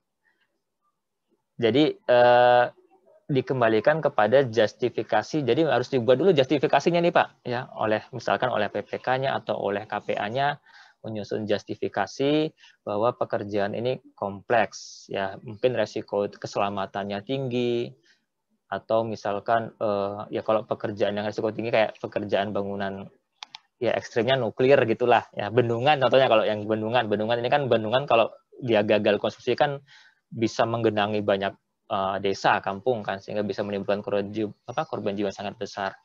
Nah, memang ini tidak ada ininya, Pak, tidak ada ukuran kuantitatifnya nih. Ini yang harus dibuat justifikasi teknisnya oleh orang yang ahli, ya kalau bisa ada tim teknis atau tadi ada konsultan ahli yang membantu merumuskan nih bahwa benar pekerjaan ini adalah pekerjaan yang risikonya tinggi atau teknologinya khusus, ya. Contoh teknologi khusus misalkan kemarin pekerjaan MRT nih, kita harus buat terowongan di bawah tanah, kan yang belum pernah ada di kita atau sangat jarang nih pekerjaan-pekerjaan ini. Nah, itu bisa kita kategorikan teknologi khusus misalkan. Itu, Pak, jadi harus ada justifikasinya. Nah, kalau yang pekerjaan mendesak tadi, Pak, contoh paling gampang yang kami sampaikan tadi soal bendungan tadi, Pak. Ya, kita ada target waktu tahun 2025 harus sudah pindah ke ibu kota negara baru. Ya, dengan banyaknya perpindahan ke sana tentu orang di sana kan sangat banyak, Pak, yang harus kita akomodasi kebutuhan air bersihnya. Padahal dengan kondisi yang ada sekarang, tanpa kita lakukan pembangunan di sana, tidak cukup nih kebutuhan air bakunya. Kita harus bangun bendungan nih. Nah, karena 2025 sudah harus beroperasional, tahun 2024 artinya kita sudah harus selesai nih membangun bendungan di sana. Nah, ini yang kemudian tadi kami simulasikan, Pak, ketika kita coba simulasikan dengan metode konvensional, terpisah antara pekerjaan desain dengan pekerjaan fisiknya, bendungan ini tidak akan bisa selesai di 2024. Artinya manfaatnya tadi tidak akan tercapai nih, ya. Tapi dengan desain and build ternyata bisa diselesaikan nih. Berarti dengan bisa diselesaikan di 2024, artinya satu, manfaatnya kan akan terasa kepada masyarakat di sana, Pak. Air bakunya, air bersihnya terpenuhi. Ya. Kemudian pekerjaannya mendesak nih, karena tadi sudah ada tenggat waktu, 2025 sudah harus operasional nih, Ibu Kota Negara baru. Kemudian yang ketiga, tidak cukup waktu kalau kita laksanakan secara terpisah. Sudah kita simulasikan tadi. Ya, dengan yang konvensional kita hanya punya waktu 1,5 tahun, tidak mungkin selesai, tapi dengan desain and build kita simulasikan kita punya 2,7 tahun untuk bisa melaksanakan fisiknya. Kira-kira demikian Pak Farid ya, ketika kita membuat jadi mau yang kompleks atau yang tinggi tetap harus ada justifikasinya. Justifikasi inilah yang nanti menjadi dasar untuk kepala lembaga, menteri atau gubernur untuk menetapkan apakah pekerjaan ini kompleks atau mendesak. Mungkin demikian ya, Pak Farid. Ya. Pak Terima Langga. kasih Mas Fani. Bagaimana Pak Farid, ada tanggapan? Ya, terima kasih Pak penjelasannya. Mungkin dari desain and build ini akan diangkat dengan untuk PPK-nya kayak nyusun dalam proses tendernya, mungkin Cak Rangga proses tender dan proses pelaksanaan lapangannya Cak Rangga. Hanya usulan aja Cak Rangga. Ya, betul Pak. Oke. Terima kasih. Bisa dicatat untuk di Mas Faninya itu. Di Pak Muji Pak, nanti Pak Muji adain lagi Pak. Makanya salah satu pelaksanaan. Mas Fani mitigasi resikonya tadi ya, desain and build harus ditetapkan kalau di daerah oleh bupati. Betul. Kemudian rancangan teknisnya juga harus disetujui. Jadi itu bagian dari mitigasi resiko, menghindari yang Mas Farid tadi tanyakan, kesalahan penetapan mendesak dan kriteria tertentu tadi. Baik, kita lanjut ke penanya berikutnya. Ada Pak Yusuf Kurniawan. Selamat sore. Sore, Mas. Sore, Bapak. Ya, selamat sore. Dari mana, Pak? Pak, Papua, Jayapura. Oh. Jauh, Pak. Bang Yusuf, silakan, Bang. Baru muncul videonya ini. Gini. Ya. Baik, terkait dengan pelelangan desain and build-nya. MK maaf ya. Ini ya, apakah MK. Untuk pelelangan MK bisa mendahului untuk pelelangan fisiknya, ataukah bersamaan, ataukah seperti apa? Begitu. Artinya diizinkan nggak kalau MK-nya ini mendahului fisik? Mungkin apakah itu kita lelangkan 2 minggu lebih cepat, lebih awal, ataukah bersamaan? Itu pertanyaan yang pertama. Kemudian yang kedua, bila diizinkan untuk di MS consulting ini nanti di share di grup WA untuk yang permen yang terbaru ini, yang 2020. Itu saja pertanyaan. Terima kasih banyak. Salam dari Timur. Terima kasih Bang Yusuf dari Papua. Masalah timeline ini Pak Fani, bisa nggak MK-nya terlebih dahulu diseleksikan? Betul. Jadi Bapak Ibu semua, tadi kami sampaikan konsultan MK ini sudah harus ada sejak persiapan pengadaan. Ya. Artinya memang harusnya sudah jauh-jauh hari sebelum tender fisiknya Pak Yusuf. Ya, jadi kalau kita bicara tahapan pengadaan barang dan jasa nih, ya ada tahapan perencanaan pengadaan. Ya, di mana di sini PA membuat perencanaan anggaran, ya keluar DIPA DPA. Ya, kemudian setelah itu masuk ke tahapan persiapan pengadaan. Nah, persiapan pengadaan ini penyusunan tadi, basic design, ketentuan pengguna jasa, ya, review pagu anggaran, menyusun rancangan kontrak. Nah, di tahapan ini tuh sudah harus ada konsultan MK-nya, Pak. Ya. Atau kalau tidak ada MK harus diganti oleh tim teknis. Ya, jadi konsultan MK tim teknis ini bekerja dulu nih. Dan itu nggak bisa, saya rasa nggak bisa 2 minggu, Pak. Pasti lebih itu nanti. Bisa sebulan, 2 bulan tuh mereka bekerja untuk menyiapkan ketentuan pengguna jasa dan lain-lain tadi, Pak. Nah, ketika itu sudah selesai, produk ketentuan pengguna jasa tadi sudah selesai, sudah dilakukan review anggaran, baru bisa kita lakukan tender fisiknya, Pak. Ya, baru bisa kita lakukan tender fisiknya di sana. Ya. Jadi, nah, kalau kita menggunakan MK Pak memang. Nah, kalau kita menggunakan tim teknis, ya kita boleh saja tidak ada sama sekali MK, tidak perlu seleksi MK Pak. Tapi harus sudah ada penunjukan tim teknisnya. Ya, sebelum tender fisiknya ya sama, pada saat persiapan pengadaan itu sudah ada tim teknisnya. Ya. Jadi tahapan persiapan pengadaan itu Pak wajib ada konsultan MK atau tim teknis. Itu sudah wajib Pak. Jadi sebelum tender fisiknya. Jadi jangan berbarengan, apalagi fisiknya dulu baru konsultan MK. Ini pasti salah nih Pak. Ya, jadi sebelum fisik itu harusnya sudah dapat konsultan MK-nya. Ya. Mungkin demikian ya Pak Yusuf. Atau ada yang mau diperjelas lagi?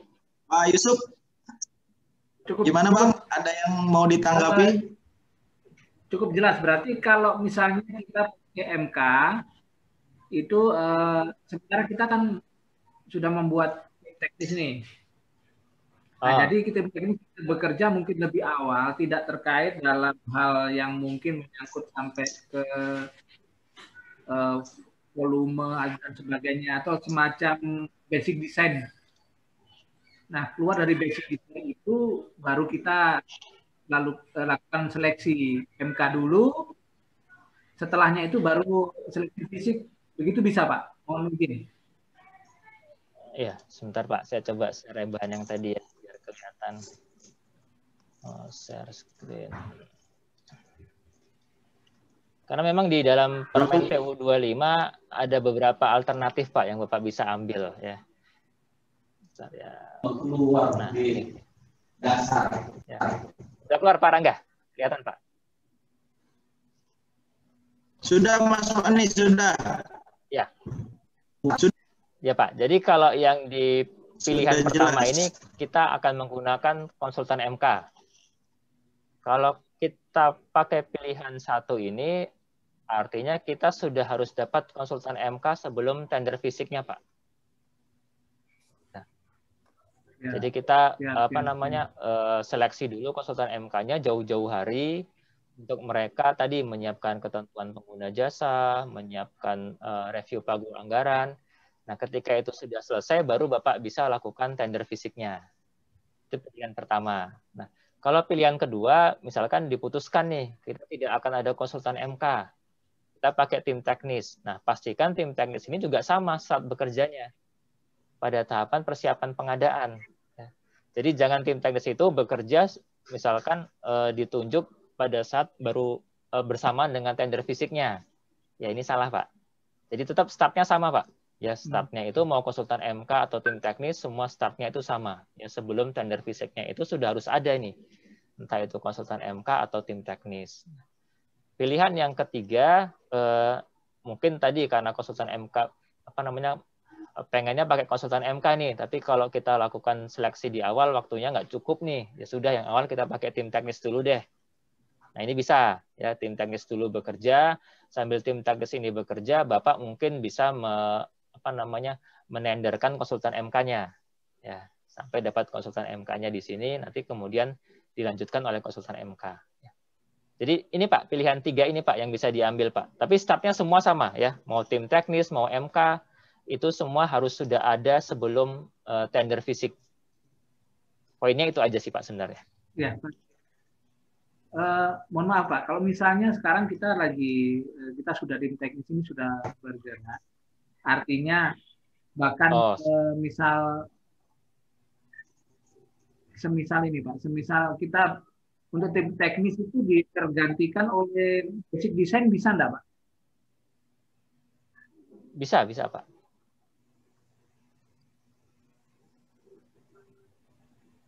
Sudah ada tim teknisnya berarti sekarang kan Pak? Ya, sudah ada tim teknisnya. Tetapi rencananya juga akan dibuatkan basic design. Dimintakan untuk kita mungkin kita tunjuk ya, itu penunjukan akibatnya kan nilainya kecil. Itu basic design.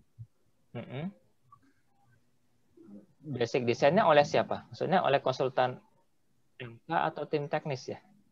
Konsultan lain yang nanti bersama-sama dengan tim teknis untuk mempersiapkan apa namanya seleksi untuk Ya. MK. Ya, nggak apa-apa Pak, boleh Pak, boleh. Itu berarti pilihan ketiga Pak yang diambil kan. Jadi ada tim teknis dulu yang bekerja dan tim teknis ini dibantu oleh konsultan lain untuk menyusun basic design, ya silakan. Tapi kemudian harus dipastikan nih ada konsultan MK nantinya pada saat sudah selesai tahap pemilihan dari kontraktor DB-nya. Ya, jadi mungkin sekarang sudah bisa dimulai juga nih untuk menseleksikan konsultan MK-nya. Sambil tim teknis bekerja, menyiapkan basic design tadi, Bapak menenderkan untuk mencari konsultan MK-nya gitu. Ya, siap. Terima kasih. Mungkin ya Pak Yusuf Cukup. ya. Duha, Pak Rangga, terima kasih. Selamat sore. Sama-sama Pak. Jadi Pak Mas Fani sebenarnya idealnya ketika di daerahnya DB ini ditetapkan oleh kepala daerah, maka harus sudah ada siapa konsultan MK-nya atau tim teknisnya ya? Betul Pak. Jadi ya mungkin jadi ada begitu sudah ditetapkan oleh jadi setelah ditetapkan oleh gubernur, bupati, wali kota bahwa pekerjaan ini dengan desain and build, ya sudah langsung masuk aja menunjuk tim teknis atau menenderkan untuk mencari konsultan MK gitu. Ya, baik. Mas Fani, ini ada yang bertanya di chat nih. Kalau di PM25, apakah diatur besaran persentase nilai kontrak MK? Tidak diatur, Pak. Ya. Jadi, kecuali untuk yang bangunan gedung negara. Memang kalau bangunan gedung negara kan kita terikat juga dengan aturan yang lain, Bapak Ibu semua. Permen PU 22 tahun 2018. Jadi untuk bangunan, ini khusus bangunan gedung negara ya, itu di sana memang diatur tuh, ada persentase konsultan MK-nya berapa, ada persentase untuk pekerjaan fisiknya berapa. Jadi wajib ikut itu kalau untuk yang bangunan gedung negara. Tapi kalau yang bangunan di luar itu, misalkan bangun jalan layang, bangun bendungan, itu tidak ada persentasenya, ya sesuai kebutuhan saja. Demikian Pak Rangga. Ya. Ada satu lagi Pak di chat ini Mas Fani dari Bu Dewi ya. Pertanyaannya ini mirip dengan yang ditanyakan Mas Farid tadi ya. Apakah design and build ini sama dengan kontrak PBC atau KBK era Perpres 54? Kalau iya, nah mungkin ini pernah terjadi kasus. Atau kalau Mbak Dewi Anda boleh bertanya langsung, karena di sini pertanyaannya bagaimana solusi untuk mensinkronkan dengan auditor yang beda dengan pemahaman prinsip KBK. Jadi ceritanya itu ada bangunan di 2010-2012, kemudian kontrak PBC masa 10 tahun terjadi kerusakan, dianggap oleh auditor temuan gitu. Padahal masih berada pada rentang waktu kontrak KBK 10 tahun. Pertanyaan ada dua itu Mas, apakah sama? Kemudian kedua, bagaimana mensinkronkan dengan auditornya ini?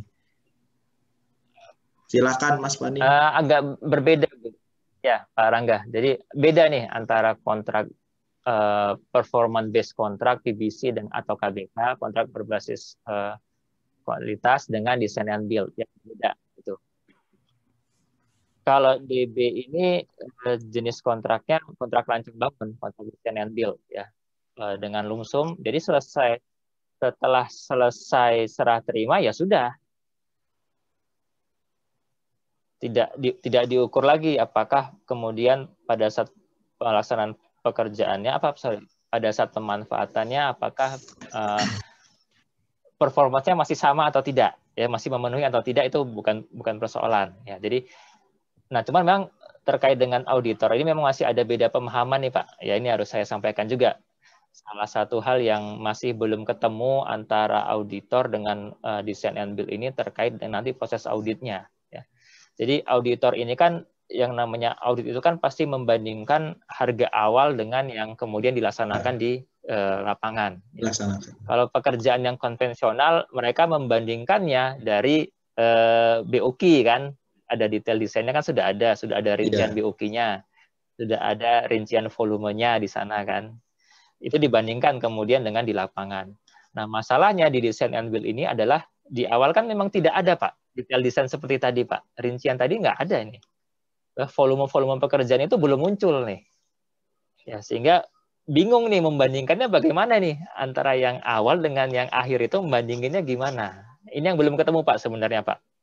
Jadi sebenarnya DB ini kan adalah kontrak hampir mirip dengan PBC sebenarnya karena kita mengikat kepada capaian outputnya. Ya, apakah penyedia itu sudah membangun itu mencapai output yang diinginkan. Ya, misalkan di GBK kemarin lah ya, kita salah satu pekerjaan desain and build itu adalah pekerjaan stadion untuk kolam renang. Ya, output yang kita minta adalah terbangunnya kolam renang dengan memenuhi spesifikasi standar renang internasional. Yaitu ada ukuran-ukurannya tuh, mulai dari tingkat kejernihan air, ya kemudian ada tingkat suhu airnya seperti apa, kecepatan evakuasinya bagaimana. Nah, itu semua yang diukur pada saat akan serah terima. Ya, ketika semua ukuran-ukuran tadi sudah terpenuhi, ya sudah serah terima. Kita selesai kita bayar di situ nilainya. Ya, sekian yang diajukan oleh penyedia. Nah, ini yang jadi persoalan Pak dengan auditor ya, karena tadi kami sampaikan harapan kita sebenarnya ketika menggunakan kontrak DB ini yang diukur adalah ketercapaian dari outputnya tadi. Ya. Tadi kan kita minta penyedia itu membangun kolam renang dengan standar internasional dengan ukuran-ukuran seperti ini. Ya, cukup BPK memeriksa apakah kualitasnya tercapai atau tidak. Ya, kualitas tadi suhu airnya tercapai atau tidak, kemudian pencahayaannya tercapai atau tidak, itu yang sebenarnya kita inginkan nih. Ya, tapi kan ternyata kan memang ya dari sisi auditor kan punya aturan sendiri juga Pak. Ya, mereka memang harus membandingkan nilai uangnya itu yang digunakan berapa. Nah, ini yang memang belum begitu klop nih menyamakan bagaimana mengaudit dengan bagaimana melaksanakan pekerjaan dengan kontrak lumsum ini sebenarnya. Nah, salah satu pendekatan yang kami akhirnya gunakan kemarin adalah ya mau tidak mau kita harus buatkan akhirnya ya semacam RAB pada saat MC0 pekerjaan sudah ada detail desainnya, kita minta penyedia untuk kira-kira membuat semacam BOQ detailnya lah untuk nanti sebagai pembanding pada saat auditor masuk. Demikian Pak Rangga Pak. Oke, siap. Maaf. Nanti diskusi ini mungkin dengan teman-teman kontrak. Ini Mas Fani, jika berarti desain and build ini tidak dikontrak.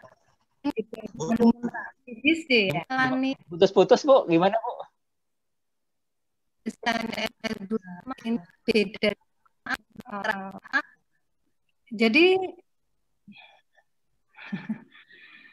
Jadi kontrak desain and build ini tidak seperti kontrak BBC, misalnya masa layan 10 tahun, bukan seperti itu ya? Enggak Bu, beda Bu. Jadi kita tidak lagi menilai kinerja pada masa layanan bangunan itu Bu. Jadi ketika bangunan ini sudah diserah terimakan dan output pada saat itu tercapai, ya sudah selesai kontraknya si penyedia, kita bayar. Jadi kita tidak memperhatikan apakah output pada masa layanan itu tercapai atau tidak, gitu Bu. Jadi beda dengan performance based contract. Bagaimana Mbak Dewi? Ya, sementara cukup puas. Terima kasih. Ya, makasih Mbak Dewi. Ada yang raise hand satu lagi, Pak Mas Fani, mohon izin, Pak Agus Kurniawan. Siapa? Boleh di-unmute Pak Agus Kurniawan? Ya. Oke, baik. Selamat sore. Salam sehat untuk kita semua. Sore, Pak. Sore, Bapak. Dari mana, Pak? Selamat. Saya kakaknya yang tadi berbicara dari Jayapura. Satu marga ya, Pak? Pak Yusuf Kurniawan. Ya, kebetulan saya juga dari Jayapura. Ada beberapa hal tadi disampaikan mengenai izin prinsip ya dalam pembangunan dengan metode design and build ya. Yang ingin kami tanyakan kan hanya disampaikan tadi bahwa harus memiliki izin kalau di daerah katakan dengan kepala daerah. Yang ingin kami tanyakan mungkin contoh supaya terjadi keseragaman. Selama ini kan belum pernah ditampilkan mengenai contoh dari izin prinsip pembangunan dengan metode design and build. Itu yang pertama. Contoh ya, mungkin kami bisa sharekan nanti di grup. Itu yang pertama. Kemudian tadi terkait dengan slide pilihan 1, 2, 3. Kemudian apabila kita mencermati slide pilihan ketiga itu terkait dengan tim teknis dengan Permen PUPR yang 25 terbaru itu. Kan kemudian tim teknis dulu diperoleh, kemudian ada di situ konsultan MK. Betul, Pak. Nah, apabila kita kaitkan lagi dengan pembiayaan dari konsultan MK mengacu pada Permen PUPR 22 2018 kan ada untuk konsultan MK ada prosentasenya, Pak. Berarti apabila sudah dikerjakan oleh tim teknis, berarti biaya yang dianggarkan untuk konsultan MK jelas berkurang. Ingin mohon pencerahan ya. Itu yang kedua. Kemudian yang ketiga ini yang cukup krusial dalam Permen PUPR 12 2017 pada proses penyelesaian sengketa masih muncul di situ ada kata pengadilan negeri dalam proses penyelesaian sengketa. Ya, betul. Kemudian betul, di Permen PUPR 1 2020 juga masih muncul. Ingin kami tanyakan, walaupun kita tahu bahwa dalam perjanjian itu kan kesepakatan para pihak, ya, mengacu pada asas hukum perdata, ya. Nah, itu apakah dalam klausul ini kita bisa push bahwa itu dapat dihilangkan untuk penyelesaian sengketa di PN karena terus terang saja kami mengalami umpamanya untuk proses penyelesaian di PN itu kurang lebih memakan waktu lebih dari 5 bulan. Ya, mungkin itu saja pertanyaan. Terima kasih. Selamat sore. Pak Yusuf. Terima kasih Pak Agus. Yang satu template Mas Fani boleh dikirim nanti kalau ada. Yang dua berikutnya pertanyaan. Ya, yang terakhir dulu deh, saya ingat yang terakhirnya dulu terkait dengan apabila terjadi sengketa. Kan sekarang sudah ada Permen PU 25, Pak. Ya, jadi silakan gunakan Permen PU 25 saja. Di situ kan sudah ada lampiran SSUK-nya. Kalau di sana harusnya 99% nih, kalau saya nggak salah ingat ya, itu sudah tidak ada, Pak, yang masalah dari pengadilan. Jadi pilihan penyelesaian sengketa itu melalui mediasi, konsiliasi, arbitrase, atau dewan sengketa. Itu aja, Pak. Jadi nggak melalui pengadilan lagi. Nah, jadi silahkan sudah menggunakan yang Permen PU 25. Kalau yang Permen 1 sama 12 kemarin memang ini masih kayaknya kelewat itu tuh. Harusnya yang sudah dihapus waktu itu. Ya, cuman memang belum nggak hapus. Tapi di Permen PU 25 sudah dihapus. Pilihan penyelesaian sengketa tadi adalah melalui musyawarah, mediasi, konsiliasi, arbitrase, atau menggunakan dewan sengketa.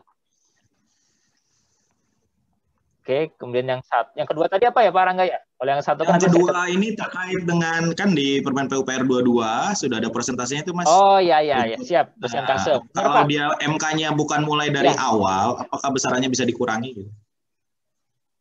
Harus dikurangi Pak. Ya, jadi jangan sampai tidak dikurangi karena kan pada saat Dinas PU atau Kementerian PUPR membuat analisis harga satuan bangunan pekerjaannya kan pada saat awalnya mengkondisikan MK itu bekerja dari tahapan persiapan. Ya.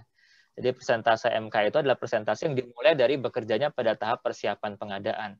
Kalau itu kemudian berkurang, ya itu harus dikonsultasikan lagi. Ya, jangan sampai kita tetap menggunakan persentase itu, pasti jadi temuan nanti Pak. Ya, jadi harus dihilangkan ya item pekerjaan itu biayanya berapa, nah itu yang harus dibahas bersama dengan teman-teman di Dinas PU.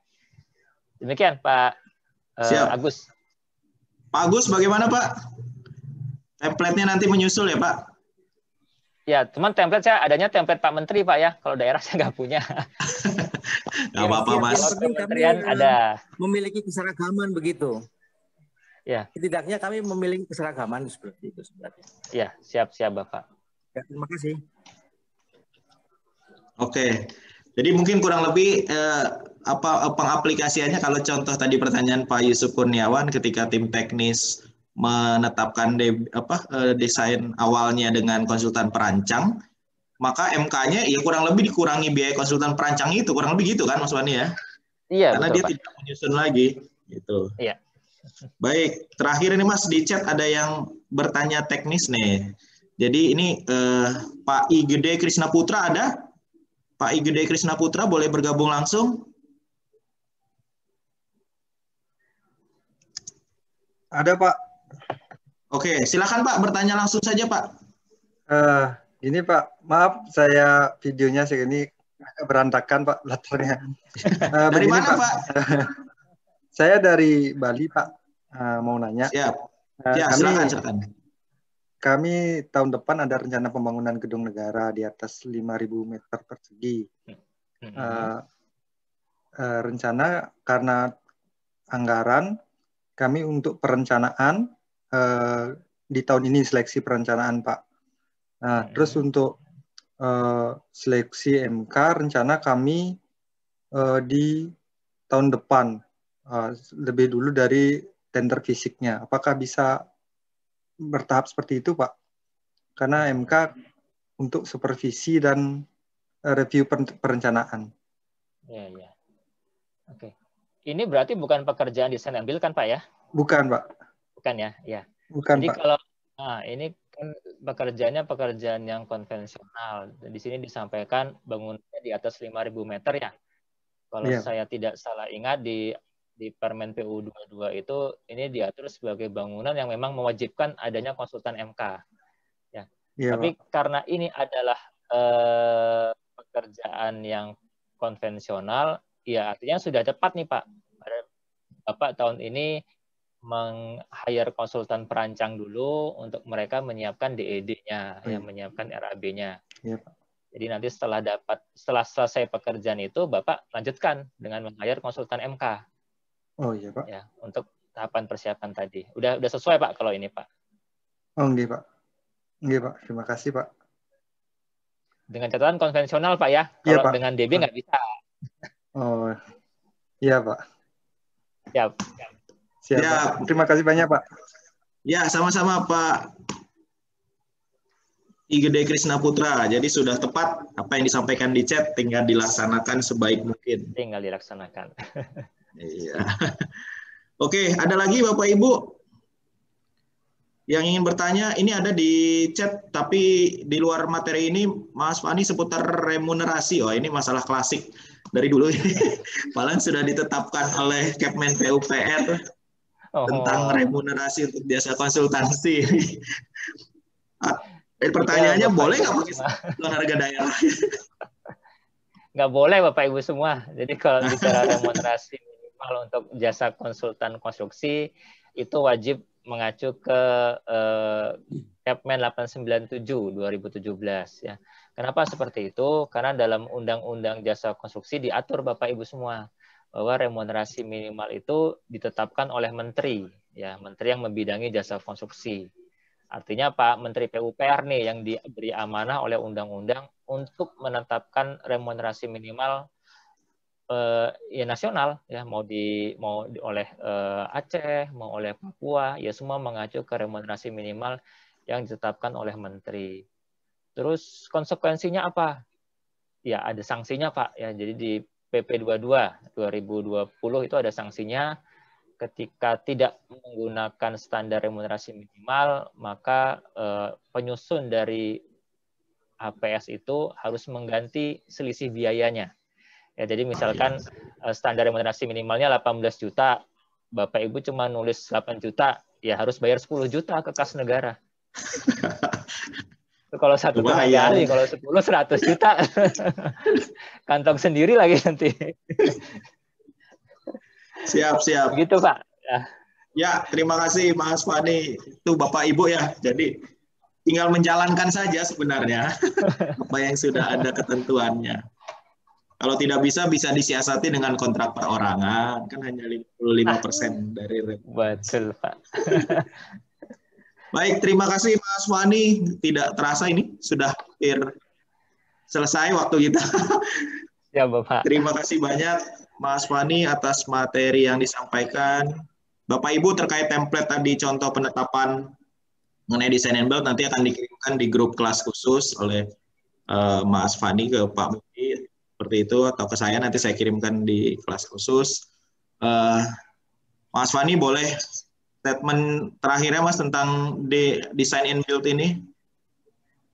Kira-kira akan jadi trending kapan ini Mas DB ini? Kalau harapan kita sebenarnya Bapak Ibu semua ya semakin, kalau kita lihat tren di luar ya Bapak Ibu semua, tren di luar itu justru sekarang memang lebih banyak nih yang menggunakan metode design and build ya. Tapi itu di luar ya. Kalau di kita pribadi sih berpendapat ya janganlah dulu kita latah nih ya, latah pengen langsung pakai design and build ya, tolong dipelajari dulu. Ketika memutuskan akan pakai DB ya tolong dipelajari pelaksanaannya bagaimana ya, kemudian tendernya bagaimana, penyiapan perencanaannya seperti apa, sehingga nggak salah jalan ya. Jadi kalau sudah salah jalan nanti agak susah ini kembalinya Bapak Ibu semua ya. Jadi tolong pelajari dengan hati-hati ketika memutuskan untuk menggunakan design and build. Jangan tadi karena alasan harus menyerap anggaran, harus selesai di tahun 2000 harus anggarannya sudah harus terserap. Kemudian Bapak Ibu putuskan menggunakan design and build ya. Kembali lagi kepada kebutuhan. Jadi yang kami sampaikan juga mau metode konvensional atau design and build itu tidak ada yang lebih baik ya, sebenarnya sama-sama saja ya. Baik tidaknya itu bergantung kepada kesiapan kita sendiri ya. Kalau kita bisa mengelola design and build dengan baik ya hasilnya akan lebih baik. Tapi kalau kita tidak bisa mengelola ya nanti jatuhnya ya lebih buruk dari yang metode konvensional. Jadi berpikir dua kali lah kalau mau menggunakan design and build. Demikian Pak Rangga ya. Siap. Baik, Bapak Ibu sekalian, demikianlah acara kita pada sore hari ini terkait dengan kebijakan design and build. Pesan Mas Fani jelas, berpikir dua kali sebelum memutuskan menggunakan design and build. Tadi di slide-nya beliau juga sudah disampaikan bahwasanya ini bukan untuk pekerjaan yang terlambat perencanaannya, apalagi untuk pekerjaan yang belum direncanakan. Jadi harus di-create secara matang, baru bisa diputuskan bahwasanya ini akan menggunakan design and build.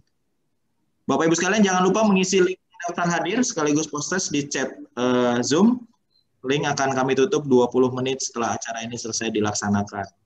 Sekali lagi terima kasih Mas Fani Duha. Sehat selalu Mas. Mudah-mudahan bisa berbagi kembali dengan kami.